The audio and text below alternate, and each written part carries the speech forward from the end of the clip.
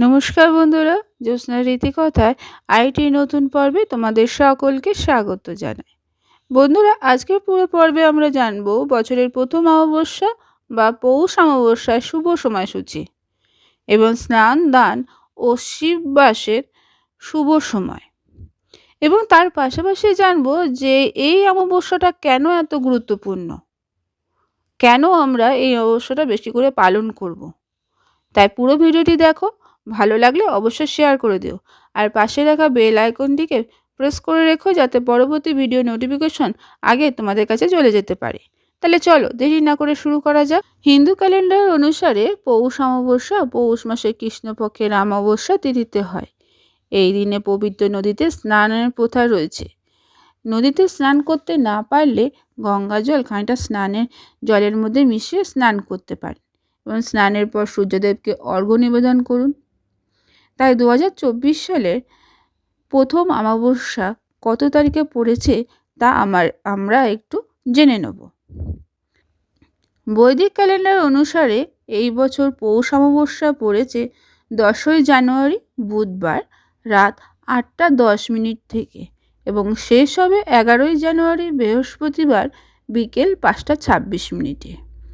উদয় তিথি এবং সূর্যোদয়ের সময় ভিত্তি করে এই অমাবস্যাটি পালিত হবে 11ই জানুয়ারি। পৌষ অমাবস্যায় স্নান ও দানে শুভ মুহূর্ত। 11ই জানুয়ারি ব্রাহ্ম মুহূর্ত থেকে পৌষ অমাবস্যার স্নান ও দান শুরু হবে।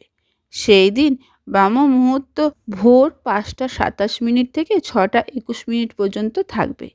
এছাড়া এই দিনটির শুভ সময় সকাল 7:15 থেকে 8:34 পর্যন্ত। ব্রাহ্ম মুহূর্ত থেকে সকাল 8:34 পর্যন্ত আপনারা পৌষ অমাবস্যার স্নান করতে পারেন এবং দান করতে পারেন। পৌষ অমাবস্যার দিনে আপনারা যদি পূর্বপুরুষদের উদ্দেশ্যে বা পূর্বপুরুষদের সন্তুষ্টির জন্য পুজো করতে চান বা শ্রাদ্ধ করতে চান, তার শুভ সময় সকাল 11টা থেকে 3টে পর্যন্ত। এই সময়ে আপনারা পূর্বপুরুষদের বস্ত্র, খাদ্য, ফল ইত্যাদি দান করতে পারেন। তাদের জন্য পিণ্ডদানও করতে পারেন, পশু বলি কর্ম সম্প্রদান করতে পারেন বা ব্রাহ্মণ, গরু, কাক, পাখি ইত্যাদিকে খাবার খাওয়াতে পারেন। এই সব ব্যবস্থা করলে পিতৃদোষ থেকে মুক্তি পেতে পারেন। এই অমাবস্যার দিনেও শিববাস হয়। মা গৌরীর সাথে শিববাস সকাল থেকে বিকেল 5:26 পর্যন্ত হবে। এই সময় রুদ্রাভিষেকও করতে পারেন। রুদ্রাভিষেকের জন্য শিববাস থাকা বা শিববাস থাকা আবশ্যক। পৌষ অমাবস্যার দিন শুভ সময় বা অভিজাত মুহূর্ত হলো দুপুর 12:08 থেকে 12:50 পর্যন্ত।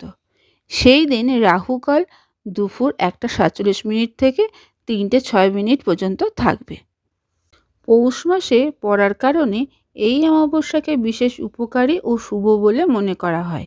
এই দিনে উপবাস বা উপাসনা করলে বহুগুণ বেশি ফল পাওয়া যায়। এই দিনে ভগবান বিষ্ণুর পুজো এবং ভজন কীর্তন করলে শুভ ফল পাওয়া যায়, মোক্ষ লাভ করা যায়।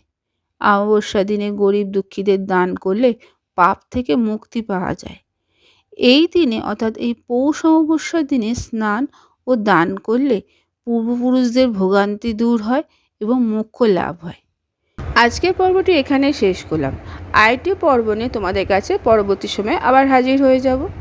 ততক্ষণ তোমরা ভালো থাকো, অপরকে ভালো রাখতে সাহায্য করো।